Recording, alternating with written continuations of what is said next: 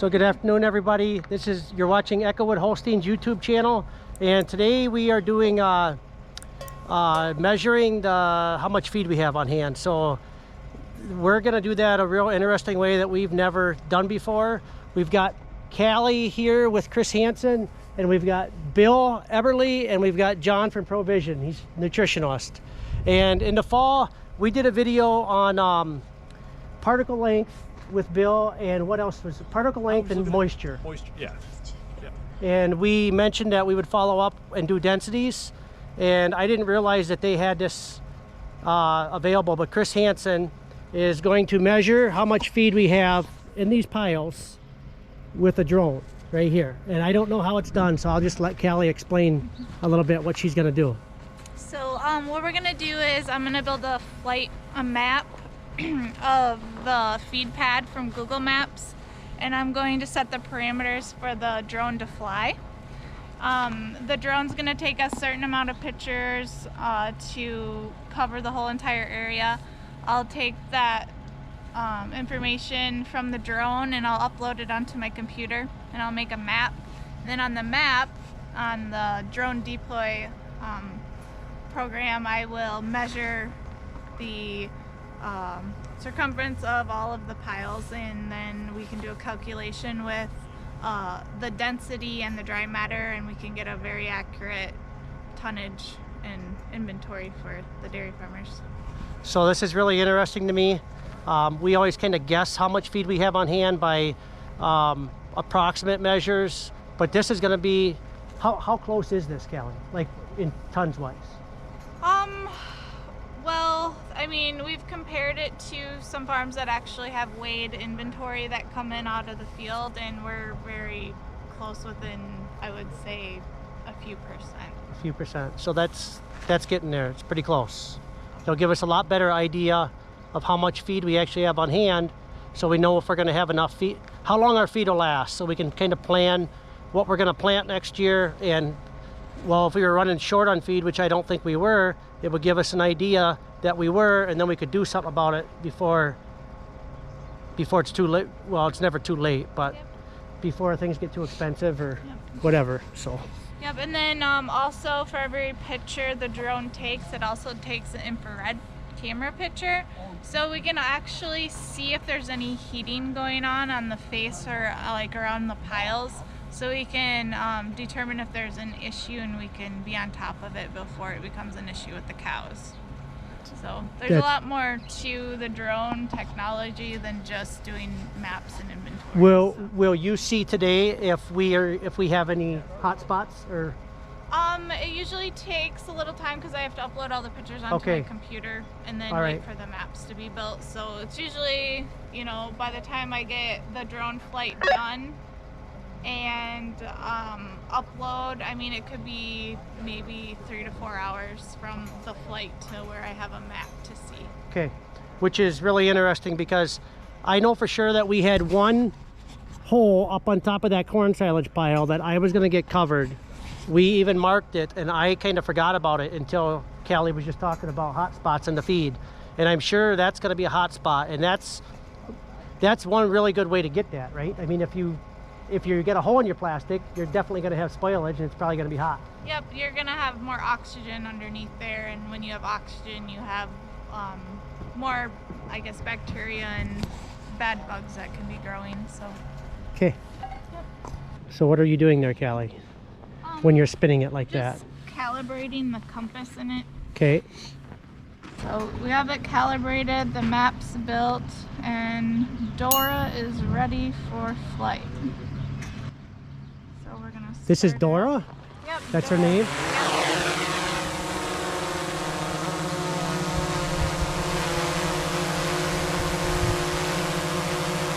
As long as she doesn't come my way really fast. There. I don't even know if we can see it, but how high does it go when it's measuring? You can adjust the height depending on how many pictures. So if you have a bigger area, you're gonna want to go a little higher. And we're mapping this pad here, and we're going over across the road right now, so it's all in one map. so we had to go up a little higher. We need to stay under 400 feet. So how does it know how high your pile is? How high? Yeah, like how high? The drone won't necessarily measure linear feet on a face.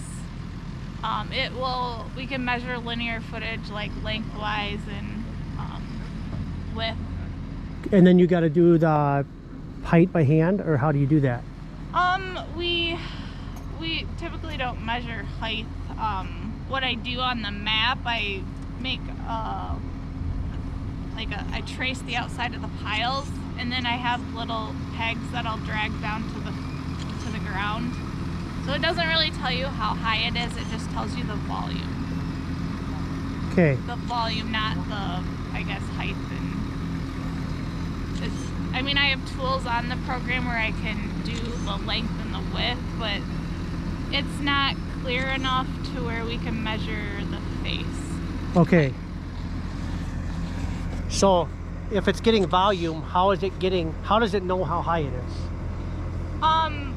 Well, just because it's really smart? When we start here on the ground, the drone knows how many feet above sea level it is.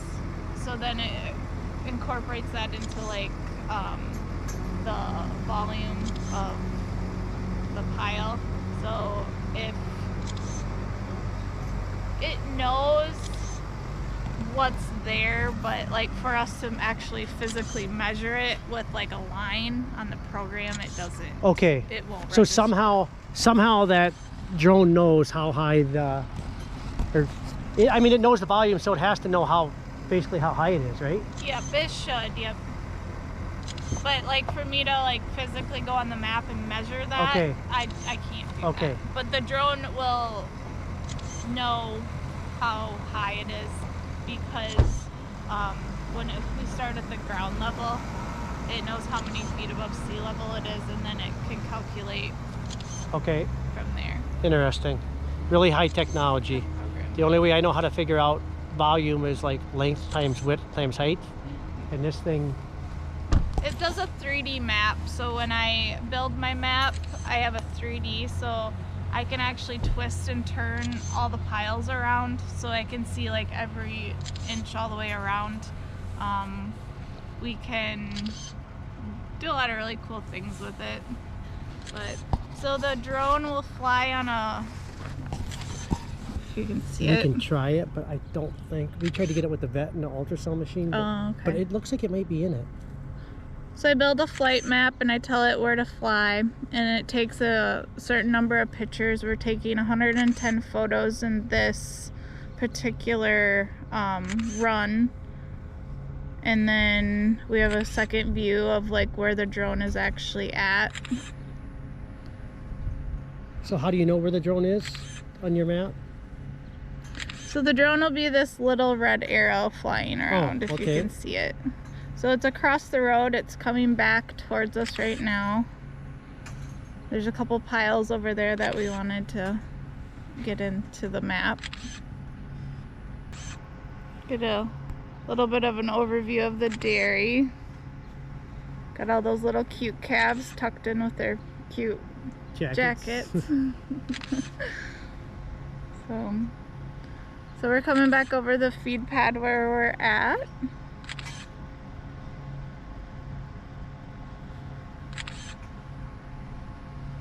Don't hear it yet. But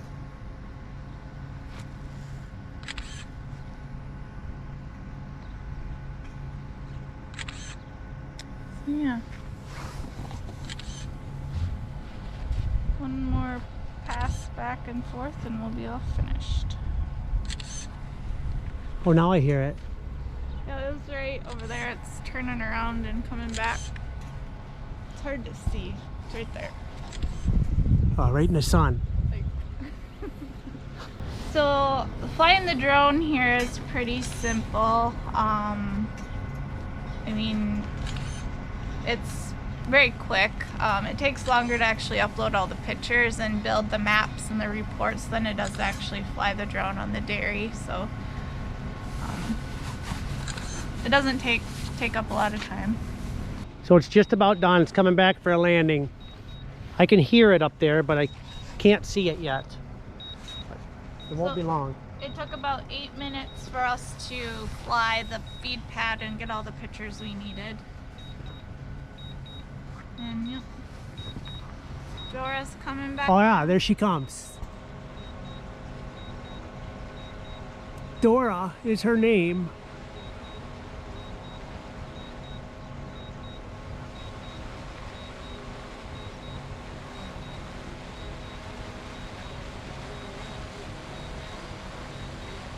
She's coming in for a landing.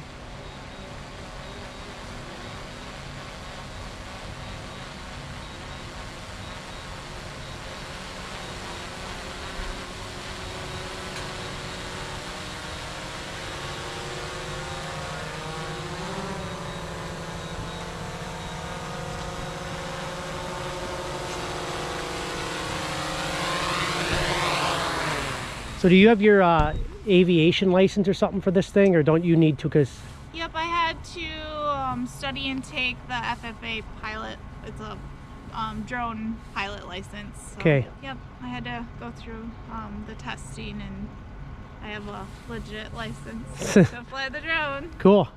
Here we are. Now we're figuring out what part of the equation, Bill. So now that we've flown the drone and we know how many cubic feet of stuff we have here, now the second part of the equation is to figure out in every one of those cubic feet how much weight is there, how much feed is within that cubic foot.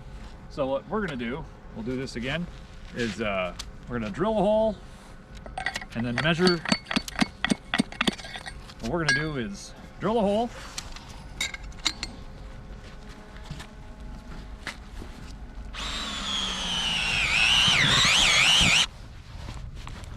and now we're going to measure that.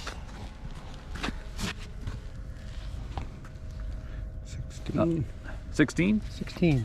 So it's 16 centimeters deep, and we know the volume or the circumference of this. So essentially what we did was, now we're going to weigh how much came out in that specific volume of haylage. Then from there we'll know how many cubic pounds of feed we have how many pounds of feed we have per cubic foot, and we'll extrapolate that out to this whole mass of stuff. It's also a way for us to check how well this is packed, because the better it packs, the less air we have, and the less air we have, the much better fermentation we get, and it takes much less energy, much less calories of the stuff to ferment it. So part of my job with Christian Hansen is we supply the product, the inoculant, to help this process go of fermentation. The other part is to help out pinpointing problems and troubleshooting and whatnot, and making sure that we're making forage the best we can. And part of that, a big part of that, is how densely we can pack it to get the air out. So right now we'll go weigh this sample and we'll figure out the density.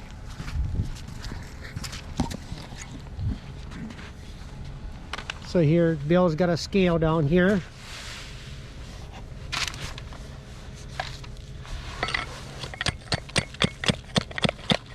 But now you got to figure out dry matters too, right? Yep. So you'll weigh it and then you'll take a sample. Yep, we'll take a sample. Yep.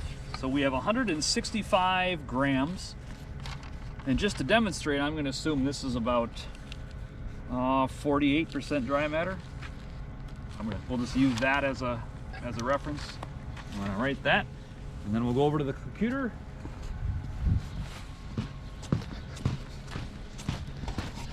These guys all have like a mobile office they bring with them.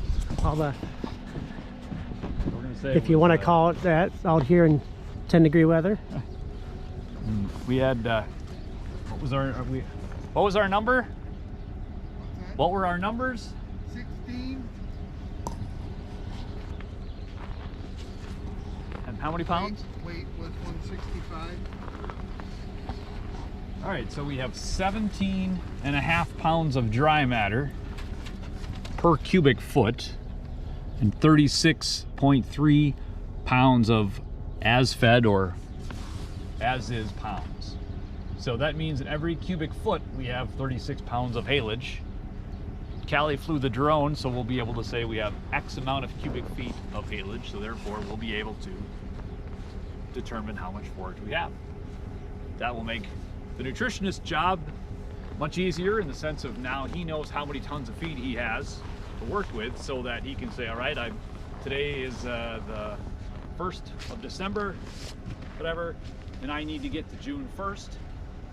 And so I know I've got 5,000 tons divided by 700 cows, or whatever that number is. I know that every day I can feed 35 pounds of haylage a day, so that I can stretch it out between today, and when this pile is going to be gone, rather than get to May 1st and say, oh no, we only got a week's worth of haylage. So cows love consistency. So now John can sit down at his computer and formulate the diet and just make those little bitty tweaks on haylage between now and when this pile is gone, because he knows how much is there. He can make little adjustments instead of trying to guess and whatnot. So, as well as Brian wants to know how much feed he has. I'm sure that's part of doing your accounting and your books. Yeah, I mean, your banker wants to know.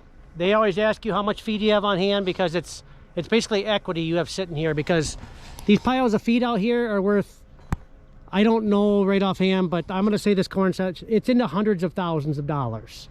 So there's a lot of money sitting out here on this concrete. So it's really important that we know what we have on hand, because it's not cheap feeding cows. And if we need more and we got to buy it or whatever, which I don't think we will, but there's always a chance. So by Bill and John and Kylie coming out here today, it gives us a lot of information that will be put to good use. And not only just the inventories, but the reason we do all of this is so that we can put up really high quality feed for the cows.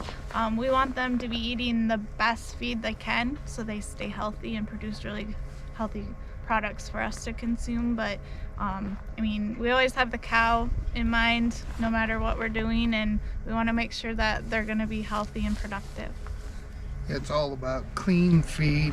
Clean feed will enable us not to have feed additives through the cow if we have clean feed. So saves Brian money. So and keeps the cows healthy.